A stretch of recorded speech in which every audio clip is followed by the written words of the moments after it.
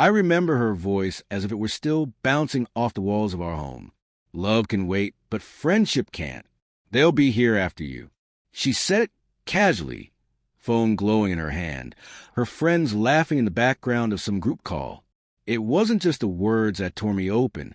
It was the indifference, the way she didn't even look up, as if I were already fading from her life. I didn't argue, didn't plead, didn't ask her to reconsider. I simply stood there while the clock ticked louder than her voice. And then, when the silence became unbearable, I did the one thing she never expected. I packed my bags. That night, without a word, no note, not even a slammed door, I wasn't leaving her. I was leaving the version of myself that tolerated her half-truths, her excuses, her dismissals. I was leaving the man who loved her more than she deserved. We'd been together for 7 years, married for 3. To everyone else, we were the picture-perfect couple. The spark, the bond, the smiles that looked effortless. And for a while it was real. She was mine, I was hers. But then came them, her carefully curated circle of friends, parasites thriving on validation and drama. They weren't friends. They were spectators, vultures circling the tiniest drop of blood. And she let them in. Every secret, every weakness, every fight. They knew more about my marriage than I did. I should have noticed sooner. The late nights out, the sudden need for privacy, the texts she hid like state secrets. But when you're in love, you decorate red flags as harmless ornaments. You tell yourself it's fine, that she'll come back. Until she doesn't. The night she said those words, I didn't just suspect. I knew. She had chosen them over me long, before she admitted it. Her loyalty wasn't mine anymore. I'd seen the whispers in group chats she forgot to mute, the photos where I was the punchline. I saw myself through their eyes, an obstacle, a joke, the serious husband they mocked because he wasn't part of the shallow games. And she laughed with them. My wife, my partner, my betrayer. The rage was sharp, but underneath it was something colder. Clarity. Rage screams. Clarity whispers. And that whisper told me, don't fight. Don't argue. Don't warn her. Just leave. Let her fall where she stands. So I did the unthinkable. I disappeared. The new apartment was ready within days. A lease signed discreetly during one of my business trips. A quiet place she'd never known.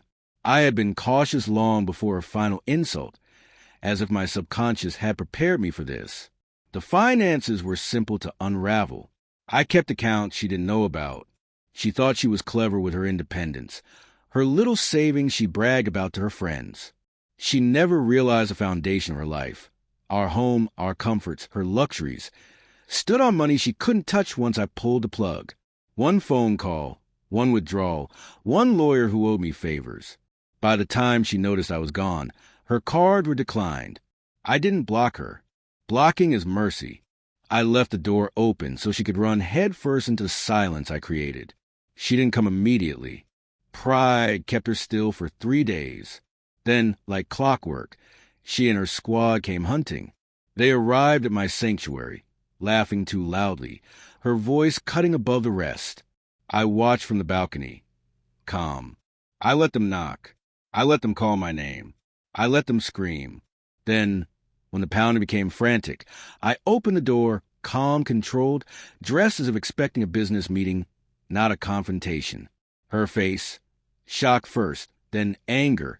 It was worth every sleepless night she had ever given me. You can't just leave like that, she snapped, her friend circling behind her. I already did, I said, voice steady, unshaken. You're pathetic, one of them hissed. I looked at her.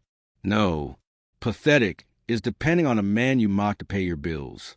Pathetic is pretending loyalty to a squad that will scatter the moment the perks run out.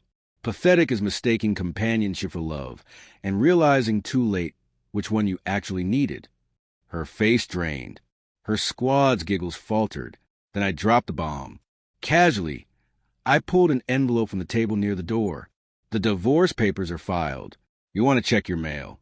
Oh. And since everything was in my name, I suggest you ask one of your friends here if you can crash on their couch for a while. Silence fell. Her eyes darted to them. Not one moved. Not one offered a hand. They shifted, uncomfortable, realizing the party was over and the music had stopped. She tried to speak, lips trembling. No sound came. I closed the door slowly, quietly, as if tucking her out of my life forever. Of course, she tried to claw her way back. Calls, emails, even apologies. But apologies built on fear are counterfeit. She wasn't sorry. She was stranded. Her squad dissolved. Without free drinks, dinners, and weekends financed by my patients, their bond evaporated. She was left with nothing but echoes. I didn't celebrate. Revenge isn't champagne and fireworks. It's the stillness afterward, the silence where once there was noise. Sometimes I replay her words in my head. Love can wait, but friendship can't. They'll be here after you. And every time I smile, because she was right, her friends were there after me, but only long enough to watch her fall.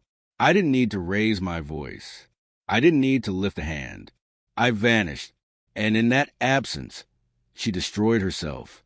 Justice, I learned, doesn't always come from action. Sometimes it comes from silence.